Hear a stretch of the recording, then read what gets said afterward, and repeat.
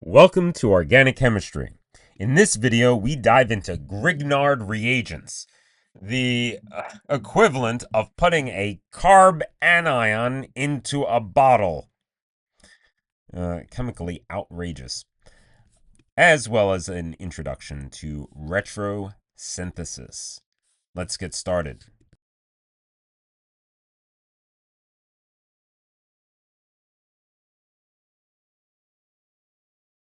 So before we dive into the Grignard reagent, we need to note this does not come out of anywhere, but this is a process of optimizing such reagents. Organolithiums are also possible, and they are more ionic, more reactive, and much stronger Brønsted bases. They are also harder to control and not as preferable. Grignard reagents, Organomagnesium, is less ionic, better nucleophiles, still absurdly reactive, but just barely tame enough to be useful.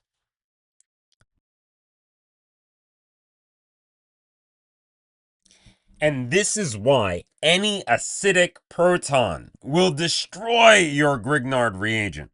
This includes, most especially, water, alcohols, carboxylic acids, amines, terminal alkynes. If it has a hydrogen that it can leave, your Grignard will rip it off and die. No reaction, no product, just waste. A wasted reagent. So this is not a nucleophile yet. It's a base that we must tame.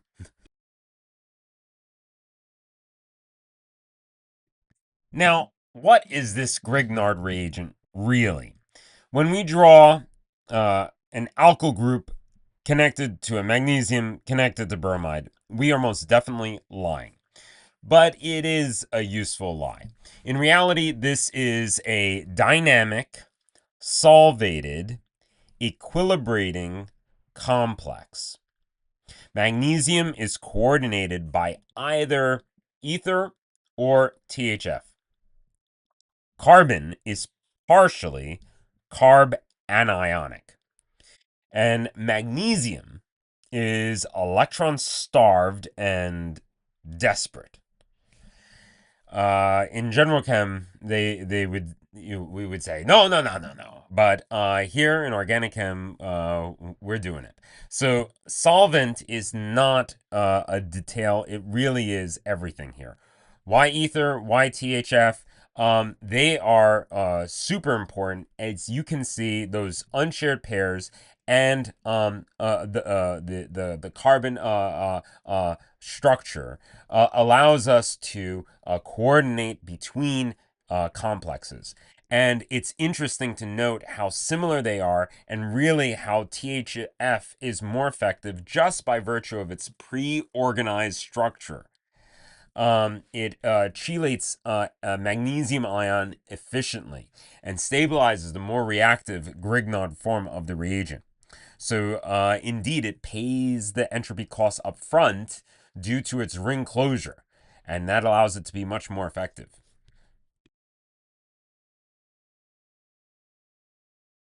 Now, once we've removed the acidic protons from the room, Grignards are incredibly efficient at attacking electrophilic carbons. In terms of the order from fast to slow, we can attack acid chlorides, epoxides, aldehydes, ketones, esters, and it's the same move every time. The carbanion attacks the carbonyl carbon, pi bond breaks, alkoxide forms, and we do acid workup after the reaction.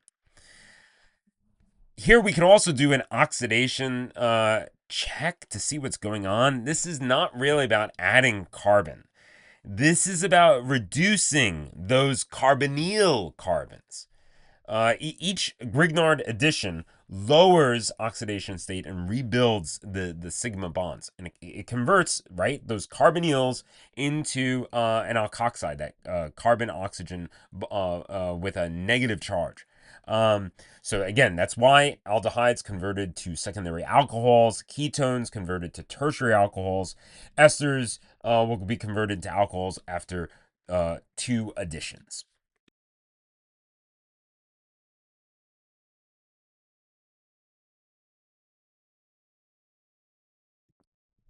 We now shift our attention to a new technique that will take time to develop: retrosynthesis.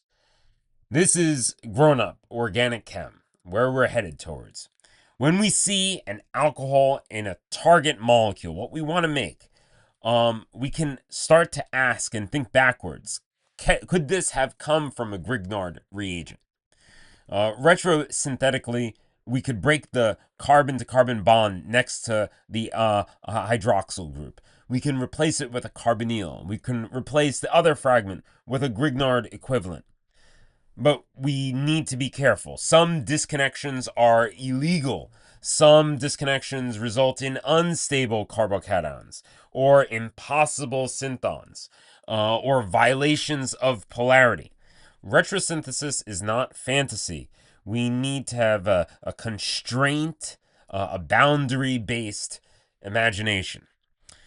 Synthetic equivalents allow us to think about synthons differently, right? Synthons are imaginary. Synthetic equivalents are real. A carbanion synthon, rather a synthetic equivalent of an alkyl bromide with magnesium, or an alkyl synthon. No, I think aldehyde or ketone or ester.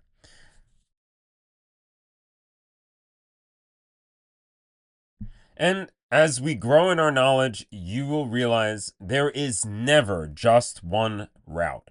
Alternate pathways can coexist.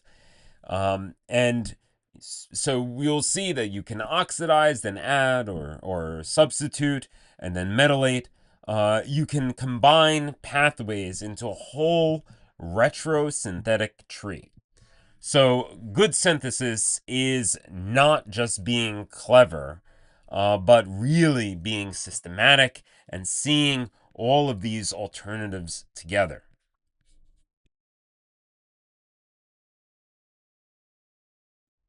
Last video, we encountered alcohols, and in this video, Grignard reagent to reduce carbonyls and form carbon-carbon bonds. Next video, we'll encounter ethers, incredibly stable except in the form of epoxides. Till next time, Crip.